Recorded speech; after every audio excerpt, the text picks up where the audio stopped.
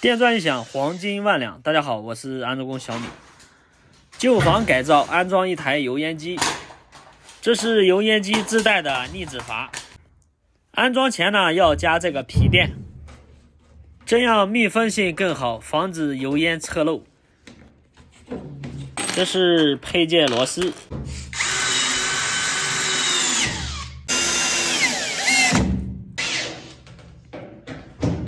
木工正在打柜子，现在我们跟他确定好安装的位置。安装这个烟管呢，方向不要搞反。固定是用螺丝固定的，如果带铝箔的话，再用铝箔缠2圈。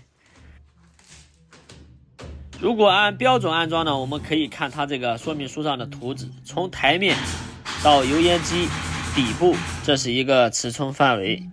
然后从台面到上边呢，这是它的挂片尺寸位置，尺寸上下浮动5公分。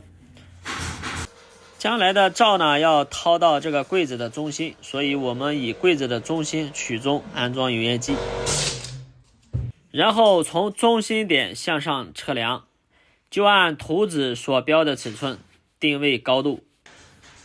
作为一名优秀的安装工，一定要做到1问2看3判断，确定这里没有水管线路，再打孔。这一次我们直接上3角钻头，因为这种老房子是不会有全瓷砖的。扭矩调到最大就是干。柜子下边铺一点塑料膜，这个可以接灰的。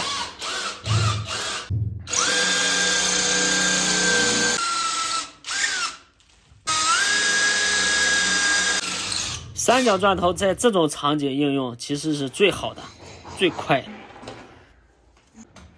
打4个孔不到2分钟就搞定了。同行师傅们，你们有没有和我一样习惯用20公分长的皮头？螺丝拧好后，以瓷砖缝隙平行测量，看一下这个架子有没有偏差，有偏差一定要及时调整。现在就可以挂烟机了，这个烟机还是有点重量的，不然的话我也不用上来挂，站在地上直接就把它推上去了。发现一个问题，这个墙体呢，它有这个台阶，刚好这边呢顶不住，后边给它塞一个同样厚度的泡沫。这个泡沫可不是糊弄业主啊，因为业主就在旁边。安装好后呢，我们通电测试一下，这样最好，对客户和商家都有一个交代。现在烟机挂好了，木工就可以按照烟机的高度去打柜子了。旁边的那个烟道孔呢，开得太小了。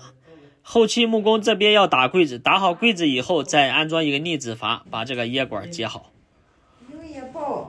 同时也告知了业主买一个逆止阀，然后木工打好柜子，那个时候帮他一起装好。对，那样我也不用再来一趟了，业主也省钱了，一举两得。是不是木工老师傅会说，我招谁惹谁了？怎么让我来装？后期谁脏我也不知道了，因为我只挣了一个挂机的钱。